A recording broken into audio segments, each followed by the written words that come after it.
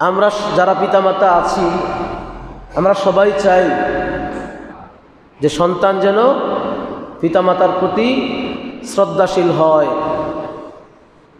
দায়িত্বশীল হয়, পিতামাতার প্রতি যেন আনুগত্য প্রকাশ করে। এরকম একটা আশা আকাঙ্ক্ষা আবেগ সবার মধ্যেই কাজ করে যারা পিতামাতা আছে। কিন্তু আমাদেরকেও খেয়াল রাখতে হবে যে পিতামাতা আমরা যারা আছি আমাদেরও সন্তানের উপরে কিছু দায়িত্ব আছে, কিছু কর্তব্য আছে। বিশেষ করে তাকে লালন পালন করার ক্ষেত্রে কিভাবে সে পূর্ণ চরিত্রবান হবে সেই বিষয়ে লক্ষ্য রাখা আমাদের সকলের একান্তই কর্তব্য। কিন্তু সেদিকে লক্ষ্য না রাখার কারণে অধিকাংশ আমাদের সন্তান সন্ততিরা, আমাদের ছেলেমেয়েরা এখন পথভ্রষ্ট হয়ে যাচ্ছে। আজকে দেখা যায় তারা পিতামাতা সহ ময় মুরব্বী সহ যাদেরকে সম্মান করার কথা ছিল, যাদের সাথে যেইভাবে আচার আচরণে মনোমুগ্ধ হওয়ার কথা ছিল সেটা হয় না, বরং তাদের থেকে বেয়াদবিটাই বেশি লক্ষ্য করা যায়। এর জন্য আমরা পিতামাতা যারা আছি আমরাও কিন্তু দায়ী। এজন্য আমাদেরকে আমাদের যে দায়িত্ব আছে আল্লাহ তাআলা আমাদেরকে কিভাবে শিক্ষা দিয়েছেন, মুহাম্মদুর রাসূলুল্লাহ সাল্লাল্লাহু আলাইহি ওয়াসাল্লাম সন্তান সন্ততির প্রতি পিতামাতার কি দায়িত্ব দিয়েছেন সেগুলো আমাদেরকে যদি একটু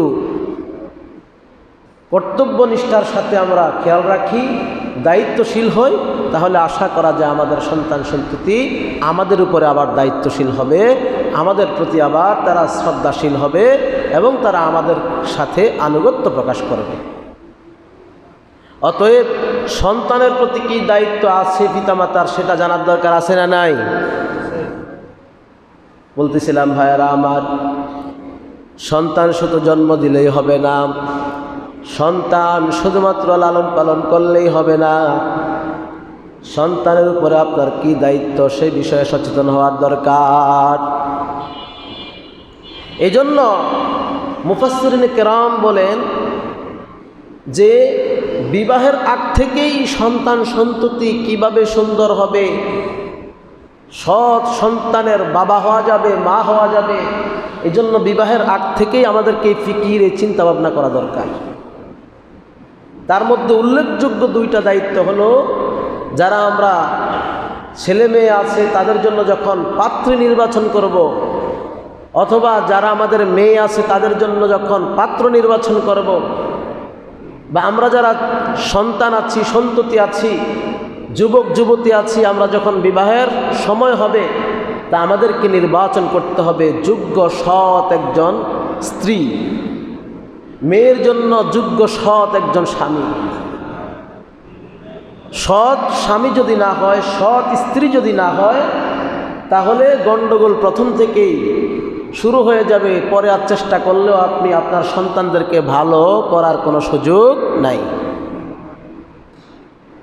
এজন্য আল্লাহ রাব্বুল আলামিন একটা দোয়াও শিখিয়ে দিয়েছেন, রব্বানা হাব লানা মিন আজওয়াজিনা ওয়া যুররিয়াতিনা কুররাতা আ'য়ুনি ওয়াজআলনা লিল মুত্তাকিনা ইমামা। এই দোয়ার মধ্যে এত বড় বরকত, এই দোয়ার মধ্যে যে কি পরিমাণ হিকমত, এটার ব্যাখ্যা করতে গেলে আর অন্য বিষয়ে আলোচনা হবে না। কত সুন্দর দোয়া আল্লাহ তাআলা বান্দাদেরকে শিক্ষা দিয়েছেন। বিবাহের আগে, বিবাহের পরে, সর্ব অবস্থায়, সাবালক থেকে নিয়ে শুরু করে মৃত্যু পর্যন্ত এই দোয়া করা দরকার। রব্বানা হাব লানা মিন আজওয়াজিনা ওয়া যুররিয়াতিনা কুররাতা আ'য়ুন ওয়াজআলনা লিল মুত্তাকিনা ইমামা। আল্লাহুম্মা আমিন কোন, জোরে বলেন না আল্লাহুম্মা আমিন। এই দোয়ার মধ্যে আল্লাহ তাআলা কি নিয়ামতের কথা উল্লেখ করেছেন। হে আমার প্রতিপালক, হে আমার রব, তুমি আমাকে এমন স্ত্রী, এমন সন্তান দান করো যারা আমার চক্ষু শীতলকারী হয়। সুবহানাল্লাহ। যদি সুন্দর সন্তান সন্ততিও সাবালক হওয়ার পরে, বড় হওয়ার পরে আপনার অবাধ্য হয়, নাফরমানি করে, ব্যভিচারের সাথে লিপ্ত হয়, জিনায় লিপ্ত হয়, খুন খারাপি করে, এই সন্তান যতই সুদর্শন, হোক না কেন, এই সন্তান দেখলে আপনার কলিজা ঠান্ডা হবে না, চক্ষু শীতল হবে না। ঠিক না বে ঠিক? জোরে বলেন না ঠিক না বে ঠিক?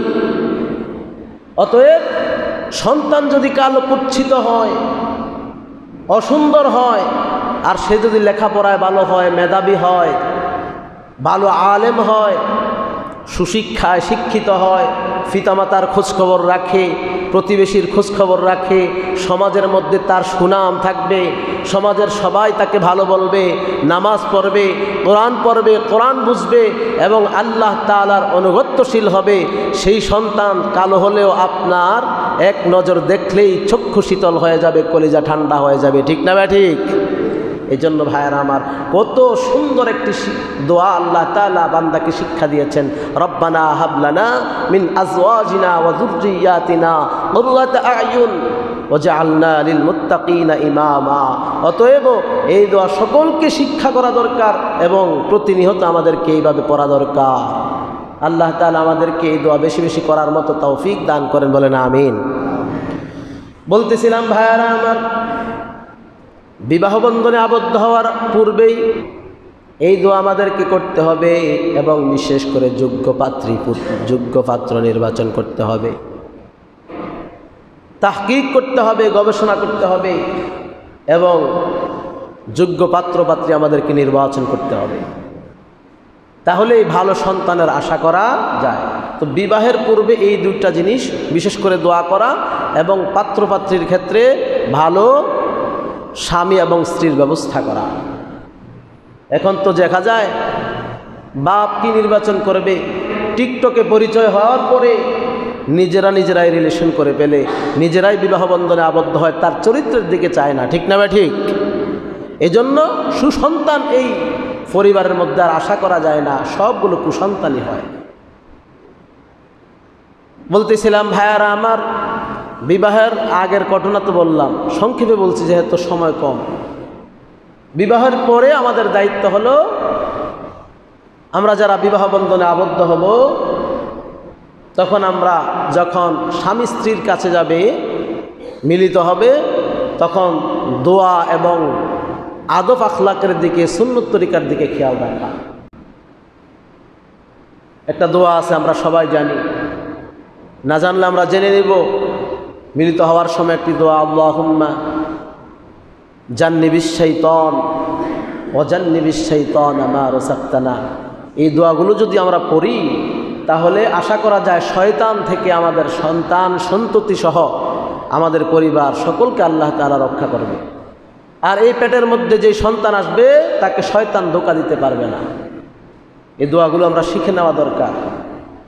বলতেছিলাম ভাইয়ারা আমার, এবার বিবাহ বন্ধনে আবদ্ধ হওয়ার পর যখন স্ত্রীর গর্ভে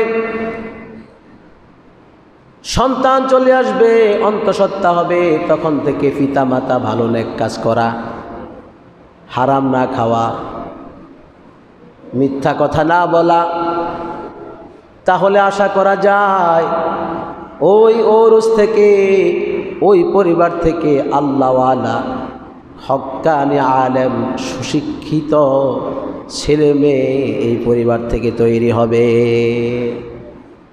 সন্তান যখন মায়ের পেটে আসবে, তখন থেকে পিতামাতা সবাই, বিশেষ করে মায়েরা খুব খেয়াল রাখা দরকার, ভালো ভালো চিন্তা চেতনা করা দরকার। এরকম ইউটিউব, ফেসবুক সহ খারাপ বিষয়গুলোতে সময় না দিয়ে ভালো ভালো চিন্তা ভাবনা করা দরকার, কোরআন পড়া দরকার। বিশেষ করে রাসূল সাল্লাল্লাহু আলাইহি ওয়াসাল্লামের যেই শারীরিক ঘটনা আছে সেগুলো পড়া দরকার, জানা দরকার, চিন্তা করা দরকার। তাহলে সন্তান হবে সুদর্শনশীল, সন্তান হবে সৎ, যোগ্য। তারপরে যখন সন্তান পৃথিবীতে আগমন করবে, এবার আমাদের দায়িত্বগুলোর কথা বলছি।